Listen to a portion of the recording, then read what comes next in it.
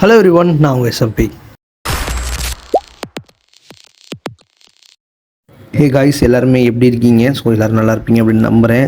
இப்போ நான் எங்கே வந்திருக்கேன் அப்படின்னு பார்த்தீங்க அப்படின்னா, பாரிஸில் இருக்க கந்தசாமி கோயிலுக்கு தான் வந்திருக்கோம். ஸோ இன்றைக்கி ஜனவரி 31 என்னோடய ஃபர்ஸ்ட் இயர் ஆனிவர்சரி. ஸோ அதுக்காக தான் இந்த கோயிலுக்கு வந்திருக்கோம். மார்னிங்லேருந்து ஒரே ஒர்க்குங்க, அதனால தான் வர முடியாமல் இன்றைக்கி நைட் ஆகிடுச்சு வர்றதுக்கு.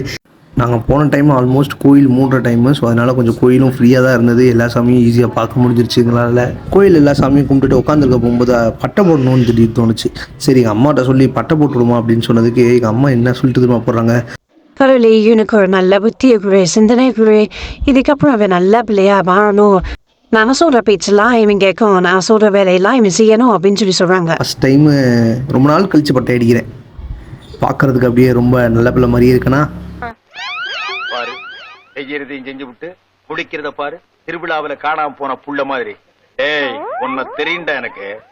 என்னென்ன வேலைக்கு எப்படி எப்படி முடிய டைப்பா மாத்துவேன்னு எனக்கு தெரியும். இதெல்லாம் நம்ம கிட்ட வேண்டாம் மகனே. அப்புறம் கோயிலை சுற்றி பார்க்கலாம்னு சொல்லிட்டு எந்திரிச்சு கொஞ்சம் தூரம் நடந்தோம். திடீர்னு எங்கள் அம்மா அங்கே இருக்க ஒரு விநாயகர் சிலையை பார்த்துட்டு சாமி கும்பிட்டுட்டு அப்படியே நின்றுட்டாங்க. என்ன கும்பிட்டுருப்பாங்கன்னு தான் தெரில.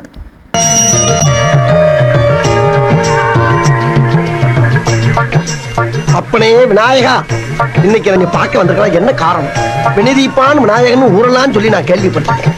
இன்னைக்கு நான் வெளியே போறப்ப எந்த வினையும் எந்த வில்லங்கமும் என் எதுக்க வராம நீதான் என் கூடயே இருந்து காப்பாற்றணும். இது என் உத்தரவு. மீறினா கடுப்பாயிருவேன். என்ன கோயில காணா?